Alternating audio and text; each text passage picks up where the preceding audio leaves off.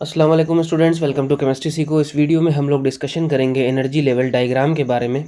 ठीक है, जो अलग अलग मॉलिक्यूल्स होते हैं उनकी मॉलिक्यूलर ऑर्बिटल्स जो बनते हैं उनकी एनर्जी किस लेवल पर होगी, यानी कि किस ऑर्बिटल की मॉलिक्यूलर ऑर्बिटल की एनर्जी कम होगी, किस मॉलिक्यूलर ऑर्बिटल की एनर्जी ज़्यादा होगी, उसके बारे में हम लोग इसमें स्टडी करेंगे। ठीक, तो हमारे पास दो इम्पॉर्टेंट कंडीशंस बनती हैं अगर हम बात करें एनर्जी लेवल्स की। तो एक कंडीशन ये बनती है कि अगर इलेक्ट्रॉन जो हो इक्वल टू 14 हो या फिर लेस देन 14 हो। ठीक है ना, तो कुछ मॉलिक्यूल्स ऐसे होते हैं या कोई मॉलिक्यूल ऐसा हो जिसमें इलेक्ट्रॉन 14 हो या 14 से लेस हो तो एनर्जी लेवल अलग होता है, और अगर इससे ज़्यादा हो तो अलग होता है। ठीक है, तो जैसे इसके अगले वाला जो केस होता है वो होता है 15 इलेक्ट्रॉन से 20 इलेक्ट्रॉन के बीच में। ठीक, इन्हीं दोनों को अपने सिलेबस में पढ़ना होता है। ठीक है ना, तो हमारे पास दो ही कंडीशन बनती है। तो अगर इक्वल टू 14 हो या लेस देन 14 हो, मतलब 14 या 14 से कम इलेक्ट्रॉन हो किसी मॉलिक्यूल में, तो एनर्जी लेवल जो हो जाएगा वो कुछ इस तरह का होगा। पहला जो होगा सबसे सिग्मा 1s, उसके बाद फिर हम एंटी बॉन्डिंग लगाएंगे sigma 1s, sigma star 1s। ठीक है, फिर इसके बाद sigma 2s, sigma star 2s। इसके बाद फिर आएगा हमारे पास पाई 2px, जिसका एनर्जी लेवल इक्वल होता है पाई 2py के। ठीक है, इसके बाद फिर हमारा आ जाता है सिग्मा 2pz। फिर इसके बाद हमारा आ जाता है पाई स्टार 2px, जो कि इक्वल होता है पाई स्टार 2py के। देन इसके बाद हमारा आ जाता है सिग्मा स्टार 2pz। तो 14 इलेक्ट्रॉन किसी मॉलिक्यूल्स में हो या उससे कम हो तो ये जो है हमारा मॉलिक्यूलर ऑर्बिटल का एनर्जी लेवल बनेगा। ठीक है, अब इसमें ज़रा ध्यान दें, तो ये हमारा bonding molecular, then anti bonding, फिर से बॉन्डिंग, देन एंटी बॉन्डिंग, ये वाले बॉन्डिंग्स हो गए सारे। फिर इसके बाद सारे के सारे क्या हो गए, एंटी बॉन्डिंग मॉलिक्यूलर ऑर्बिटल्स हो गए। तो इस तरह से मॉलिक्यूलर ऑर्बिटल अगर 14 इलेक्ट्रॉन स्पीशीज़ हो या लेस देन 14 इलेक्ट्रॉन स्पीशी हो तो उसमें अरेंज होते हैं। ठीक है, यही अगर हम बात करें 15 से 20 इलेक्ट्रॉन की, ठीक है ना, तो 15 से 20 इलेक्ट्रॉन में यही सीक्वेंस में ज़रा सा चेंज आता है। तो उसका सीक्वेंस ये होता है कि सबसे पहले सिग्मा 1s, देन उसके बाद सिग्मा स्टार 1s, देन उसके बाद सिग्मा 2s, देन उसके बाद सिग्मा स्टार 2s, देन उसके बाद सिग्मा 2pz, देन इसके बाद पाई 2px, जो कि इक्वल होता है पाई 2py के। ठीक है, देन इसके बाद फिर आता है हमारा पाई स्टार 2px, जो कि इक्वल होता है किसके, पाई स्टार 2py के, और सबसे आखिरी में आता है सिग्मा 2pz के। ठीक है ना, तो इसमें थोड़ा सा चेंज आया यहाँ पर। अगर हम देखें 14 इलेक्ट्रॉन स्पीशीज़ में तो ये इसके बाद में है, और यही अगर मोर देन 15 है तो इसके पहले आ जाता है। ठीक है, तो ये हमारा सीक्वेंस है, या हमारे पास कह सकते हैं कि एनर्जी लेवल है for 15 electron to 20 electron species. जैसे 15 इलेक्ट्रॉन टू 20 इलेक्ट्रॉन स्पीशीज़ का अगर हम एग्जांपल दें तो जैसे मान लिया हमारे पास हो गया ऑक्सीजन हो गया, या फ्लोरीन हो गया, या नियॉन हो गया, इस तरह की स्पीशीज़। ठीक है, लेस देन 14 या इक्वल टू 14 की अगर हम बात करें तो कुछ मॉलिक्यूल्स आते हैं, जैसे हमारे पास हो गया H2, He2।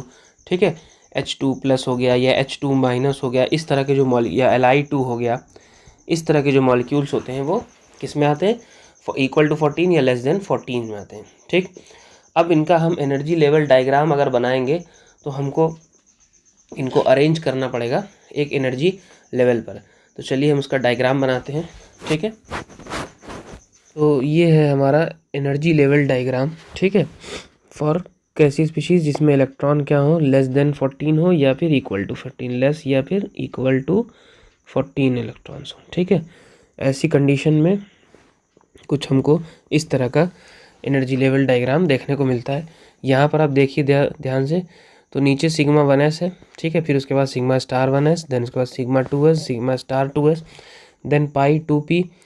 अब कौन सा 2p, अब 2px और 2py होता है। ठीक है ना, 2px और 2py। फिर उसके बाद ये वाला हो गया हमारा 2pz। तो इसको हम x लिख लेते हैं, इसको y, इसको z, ये भी x y z। ठीक है, और ये हमारा pi star 2px, pi star 2px, ये हमारा 2 पाई स्टार 2py, और ये हमारा 2 पाई सिग्मा स्टार 2pz। तो जैसे हमने एनर्जी सीक्वेंस देखा वैसे ही हमने इसको डायग्राम के फॉर्म में कुछ इस तरह से हम लोग रिप्रेजेंटेशन करते हैं। ठीक है, तो अगर हमको इलेक्ट्रॉनिक कन्फिगरेशन करनी होती है ना, तो हमको डायग्राम बनाना ज़रूरी होता है, क्योंकि हमने बताया था शुरुआत में कि मॉलिक्यूलर ऑर्बिटल थ्योरी का इस्तेमाल मॉलिक्यूल्स की इलेक्ट्रॉनिक कन्फिगरेशन करने के लिए भी किया जाता है। ठीक है, तो हमको डायग्राम आना ज़रूरी है। तो दूसरी कंडीशन जो हम लोग पढ़ रहे थे वो ये थी कि अगर कोई ऐसा केस आए जिसमें 15 इलेक्ट्रॉन से लेकर 20 इलेक्ट्रॉन के बीच में हो, यानी 15 से 20 इलेक्ट्रॉन की कोई स्पीशी आ गई, तब क्या होगा। तो यहाँ पे ये जो दोनों एनर्जी लेवल्स बने हुए हैं ये क्या होते हैं, ये सेम रहते हैं, इनमें कोई इफेक्ट नहीं आता। जो चेंज आता है बस यहीं पर आता है, वो भी स्लाइड चेंज आता है, जो कि हम लोग देख सकते हैं कि कुछ ऐसे होगा। ये हमारा दोनों पी का ऑर्बिटल, ठीक है ना, ये हमारा पी एक्स है, पी वाई, ये पी जेड, सेम सब कुछ वही। ठीक, इस बार होता क्या है कि पी जेड जो होता है नीचे चला जाता है, ये सिग्मा 2p जेड है। ठीक है ना, इसके ऊपर फिर इससे ज़्यादा एनर्जी हो जाती है किसके पास, हमारे पाई 2p x और पाई 2p y की। ठीक है ना, पाई 2p y की। ठीक है, इसके बाद फिर क्या होगा, फिर इसका एंटी बॉन्डिंग बनता है। तो एंटी बॉन्डिंग में हमारे पास क्या आता है, पाई स्टार 2px और पाई स्टार 2py बनता है, जैसा कि हमने सीक्वेंस लिखा था उसके अकॉर्डिंग। देन उसके बाद फिर हमको मिल जाता है क्या, सिग्मा स्टार 2pz। ठीक है, तो ये हमारे पास चेंजेस आते हैं, स्लाइड चेंज होता है खाली थोड़ा सा, मतलब ये चीज़ नीचे चली जाती है और ये वाला ऊपर चला जाता है। किसके केस में, जब हमारे पास कंडीशन आती है कौन सी, 15 to 20 इलेक्ट्रॉन स्पीशी की कंडीशन आती है। तो यही सब होता है, यही होता है हमारा एनर्जी लेवल डायग्राम। अब हम इसी का इस्तेमाल करते हैं किसके लिए, इलेक्ट्रॉनिक कन्फिगुरेशन करने के लिए। तो जैसे फॉर एग्जांपल अगर हम बात करें, ठीक है, जैसे मान लिया अगर हमने हाइड्रोजन की बात की कि हमको हाइड्रोजन का इलेक्ट्रॉनिक कन्फिगुरेशन करना है, तो हाइड्रोजन के इलेक्ट्रॉनिक कन्फिगुरेशन करने के लिए हमको पहले इसका एनर्जी लेवल डायग्राम बनाना पड़ेगा। तो हमको सबको पता है कि हाइड्रोजन में 1 इलेक्ट्रॉन होता है, 2 हाइड्रोजन तो मतलब 2 इलेक्ट्रॉन। तो ये कैसी स्पीशी हुई, लेस देन 14 इलेक्ट्रॉन स्पीशी हुई। ठीक है, तो इसका जो सीक्वेंस बनेगा, एक सिंपल सा सीक्वेंस बनेगा, ये हमारी एनर्जी ऊपर की तरफ जाते हुए बढ़ रही है, 1s ऑर्बिटल, दूसरे वाले हाइड्रोजन का 1s। ठीक है, दोनों एक दूसरे से ओवरलैप करेंगे, तो हमारे पास कंडीशन क्या आएगी, कुछ इस तरह की आती है जो कि हमने पढ़ रखा है। ये क्या हो गया, सिग्मा 1s, और ये वाला हो गया क्या, सिग्मा स्टार 1s। ठीक है, अब एक मॉलिक्यूल का इसका इलेक्ट्रॉन और दूसरे का ये, दोनों आके ओवरलैपिंग करेंगे और हमको ये मिल जाएगी कंडीशन। ठीक है ना, तो इसकी हम अगर इलेक्ट्रॉनिक कन्फिगरेशन लिखें H2 की, तो हमको क्या मिलेगी, सीधे सीधे सिग्मा 1s2। ठीक है, सिग्मा स्टार 1s0, या इसको हम नहीं भी लिखेंगे तब भी काम चल जाएगा, मतलब हम सिर्फ इसकी इलेक्ट्रॉनिक कन्फिगरेशन सिग्मा 1s2 भी लिख सकते हैं H2 की। ठीक है ना, तो इस तरह से हम एनर्जी लेवल डायग्राम्स में इलेक्ट्रॉन को फिल करके जो है हम उसका इलेक्ट्रॉनिक कन्फिगरेशन कर सकते हैं। ऐसे ही एक और केस देखते हैं, जैसे मान लिया हमारे पास कोई कंडीशन आ गई H2 माइनस की, मतलब अब एक एक्स्ट्रा इलेक्ट्रॉन हो रहा है, तो यहाँ टोटल कितने इलेक्ट्रॉन होंगे, 3।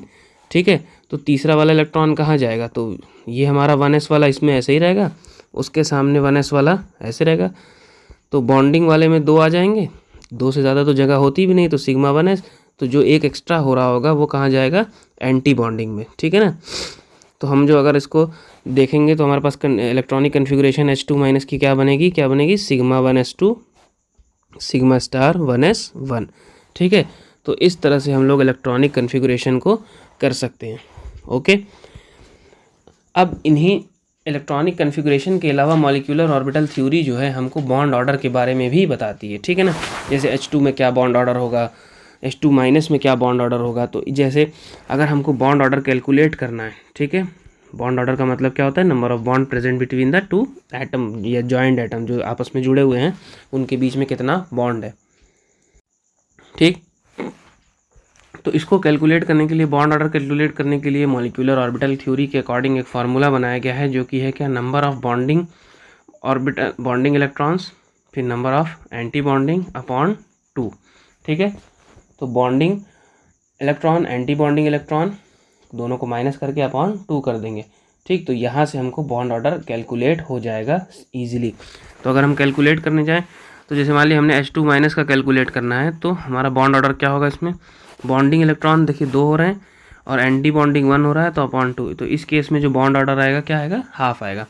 अगर हम H2 की बात करें तो हमारे पास 2 माइनस 0 अपॉन 2 है, क्योंकि इसमें कोई भी एंटी बॉन्डिंग, इस केस में कोई भी एंटी बॉन्डिंग नहीं है, कोई भी एंटी बॉन्डिंग मॉलिक्यूलर ऑर्बिटल में इलेक्ट्रॉन नहीं है, तो यहाँ पर कोई भी इलेक्ट्रॉन नहीं, तो इस तरह से क्या हो जाएगा 2/2 दैट इज़ 1, मतलब H2 के बीच में जो बॉन्ड ऑर्डर होगा क्या होगा 1 होगा। ठीक है ना, ये प्रीवियस थ्योरीज से भी पता था कि H2 के बीच में क्या होता है 1 होता है।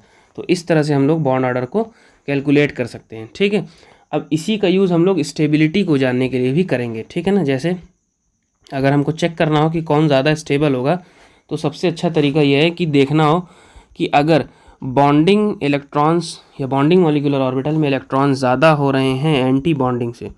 ठीक है, ये किसके लिए है, बॉन्डिंग मॉलिक्यूलर ऑर्बिटल के इलेक्ट्रॉन्स के लिए, ये एंटी बॉन्डिंग मॉलिक्यूलर ऑर्बिटल के इलेक्ट्रॉन्स के लिए। तो अगर बॉन्डिंग में इलेक्ट्रॉन ज़्यादा हो रहे हैं एंटी बॉन्डिंग से तो स्पीशीज़ क्या होगी, स्टेबल होगी। ठीक है, और अगर एंटी बॉन्डिंग वाला ज़्यादा हो रहा हो तो अनस्टेबल स्पीशीज़ होगी। ठीक, तो सिंपली हम जब एनर्जी लेवल डायग्राम बनाएंगे ना तो हमको ईजिली दिख जाएगा कि कौन स्टेबल होगा कौन अनस्टेबल, क्योंकि हमको पता चल जाएगा कि बॉन्डिंग मॉलिक्यूलर ऑर्बिटल में इलेक्ट्रॉन ज़्यादा है कि एंटी बॉन्डिंग में ज़्यादा है। ठीक है ना, तो जैसे अगर हम एग्जांपल लें तो H2 प्लस और H2 माइनस, तो अगर हम सबका डायग्राम बनाते हैं तो हम देखते हैं कि इसमें 2 बॉन्डिंग इलेक्ट्रॉन्स होते हैं। ठीक है, H2 प्लस की बात करें तो इसमें 1 होता है, और H2 माइनस में करें तो इसमें 2 बॉन्डिंग इलेक्ट्रॉन होते हैं और एक एंटी बॉन्डिंग इलेक्ट्रॉन होता है। ठीक है ना, ठीक, यहाँ पर डायग्राम से हम देख भी सकते हैं। तो कौन ज़्यादा स्टेबल होगा, इसमें सबसे ज़्यादा बॉन्डिंग इलेक्ट्रॉन इसमें, तो ये ज़्यादा स्टेबल, देन उसके बाद ये स्टेबल। ठीक है, तो ये हमारा स्टेबिलिटी का ऑर्डर बन जाता है। ठीक है ना, अब जो है इसके बाद फिर हम इसमें हमने शुरू में बताया था कि इस थ्योरी से हम लोग मैग्नेटिक नेचर के बारे में भी पता लगा सकते हैं। तो अगर हम मैग्नेटिक नेचर की बात करें, किसी भी मॉलिक्यूल के मैग्नेटिक नेचर कैसा होगा उसके बारे में अगर हम डिस्कशन करें ना, तो हमको क्या देखना होगा कि अगर पेयर्ड इलेक्ट्रॉन हो रहे होंगे मॉलिक्यूलर ऑर्बिटल में पेयर्ड इलेक्ट्रॉन हो रहे होंगे तो उसका नेचर कैसा होगा, डायामैग्नेटिक होगा। ठीक है ना, वो कैसा मॉलिक्यूल होगा, डायामैग्नेटिक इन नेचर होगा। डायामैग्नेटिक नेचर होने का मतलब कि इसको अगर हम मैग्नेटिक फील्ड में रखेंगे तो ये रिपेल करेगा। ठीक है ना, रिपेल इन मैग्नेटिक फील्ड करता है, मतलब अगर मैग्नेटिक फील्ड के बीच में रखेंगे तो रिपल्शन होगा। और अगर अनपेयर्ड इलेक्ट्रॉन्स आ रहे होंगे, ठीक है, मॉलिक्यूलर ऑर्बिटल्स में अनपेयर्ड इलेक्ट्रॉन आ रहे होंगे तो इनका जो नेचर होगा वो कैसा होगा, पैरामैग्नेटिक होगा। ठीक है, पैरामैग्नेटिक होने का मतलब कि अगर हम इनको फील्ड में रखेंगे तो ये क्या होंगे, अट्रैक्ट होंगे। ठीक है ना, अट्रैक्ट करते हैं मैग्नेटिक फील्ड में। ठीक है, तो इस तरह से हम एक ही थ्योरी से एनर्जी लेवल डायग्राम, फिर उसका इलेक्ट्रॉनिक कन्फिगुरेशन, फिर उसका बॉन्ड ऑर्डर, और देन उसके बाद उसकी स्टेबिलिटी, देन उसके बाद उसका मैग्नेटिक नेचर, मतलब ये एक ऐसी थ्योरी है जिससे हम मॉलिक्यूल का बहुत सारी प्रॉपर्टीज़ को स्टडी कर सकते हैं। सो इस वीडियो में इतना ही। Thanks for watching this video. अगर वीडियो पसंद आया तो चैनल को लाइक करें, सब्सक्राइब करें और लोगों से शेयर करें। Thank you.